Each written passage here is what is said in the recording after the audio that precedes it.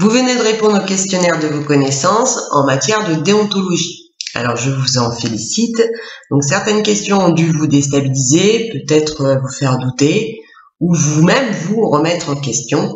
C'est le but, donc pas d'inquiétude. Maintenant nous allons voir ensemble comment agir au plus près pour répondre à la déontologie dans chacune de nos missions.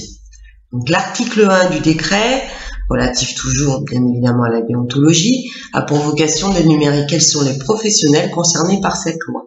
Donc il est bien évident qu'il s'agit de tous les professionnels de l'immobilier, que l'on soit agent immobilier, négociateur, salarié ou indépendant, mandataire, gestionnaire de biens ou syndic.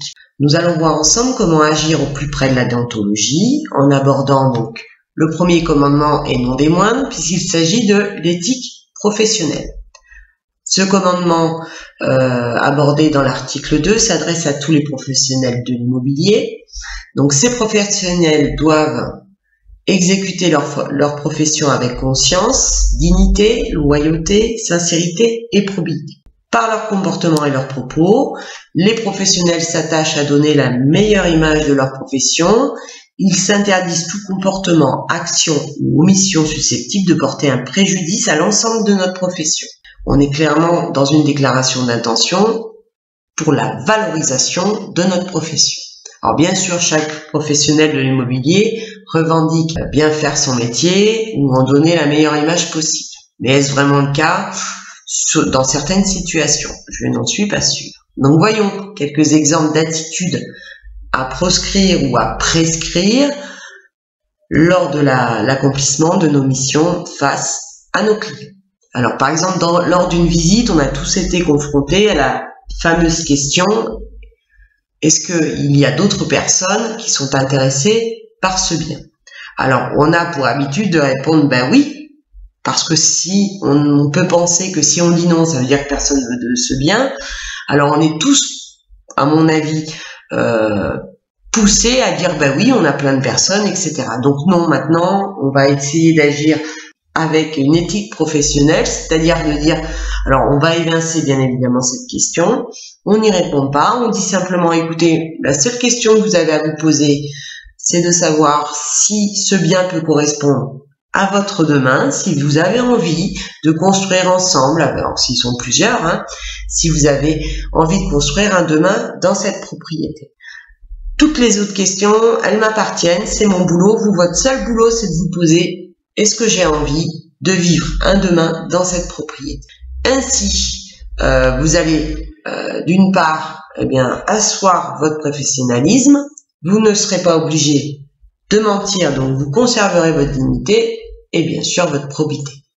Alors s'ils insistent à ce sujet, indiquez que de toute façon, quoi qu'il en soit, même si aujourd'hui personne est intéressé ou s'il y a des personnes intéressées par ce bien, la seule façon de pouvoir, entre guillemets, bloquer un bien, c'est de vous indiquer, vous en tant que professionnel, que la personne qui est un acquéreur est fermement intéressée pour cette acquisition ou pour faire une négociation, tout simplement. Comme ça, vous restez toujours dans le cadre de la dignité, de la probité, et bien évidemment, vous restez professionnel. Alors, il y a d'autres situations, par exemple, vous savez pertinemment qu'il y a un défaut de structure, vous n'avez pas trouvé le moment ou l'opportunité d'avancer donc le souci. Alors en première visite, il est bon de plutôt laisser les gens essayer. Alors après, c'est selon le profil des gens, savoir comment vous allez mettre en avant donc un défaut de structure. Attention, dites-le. Aujourd'hui, on va aller dans une dynamique comme les États-Unis. La plupart des gens maintenant portent plainte pour un rien entre guillemets. Vous êtes le premier interlocuteur dans une transaction immobilière. Vous serez la première personne à qui un acquéreur, s'il se rend compte de quelque chose qui ne lui convient pas, qui serait attaqué. Donc attention, même si vous n'êtes pas un expert en bâtiment, essayez d'éviter le maximum de problèmes possibles. Et parfois pour vous ça peut être un gros souci, pour un acquéreur ça peut être un petit souci, ou vice versa. Donc important, si vous avez connaissance d'un problème dans une structure, si vous n'avez pas pu l'avancer en première visite, avancez-le en revisite, c'est très important.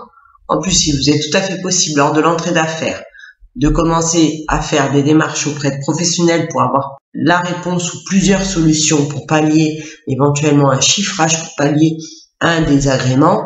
Donc n'hésitez pas à en parler, mettez en avant votre professionnalisme.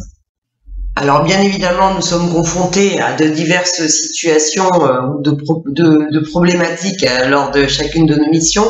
Donc idéalement, afin de répondre au plus près à la déontologie, comment agir, comment répondre au mieux et valoriser l'image de notre profession, j'ai tout simplement envie de vous proposer, à chaque fois que vous êtes confronté à un questionnement, de vous demander à vous-même comment aimeriez-vous que l'on agisse envers vous si la situation était inversée. Ainsi, vous répondrez avec conscience, dignité, loyauté, sincérité et probité. Posez-vous toujours cette question, faites comme si c'était vous qui étiez mis dans cette situation et comment vous aimeriez que le professionnel agisse envers vous. Ainsi, vous vous rapprocherez au plus près toujours de la déontologie et valoriserez bien sûr notre si belle profession.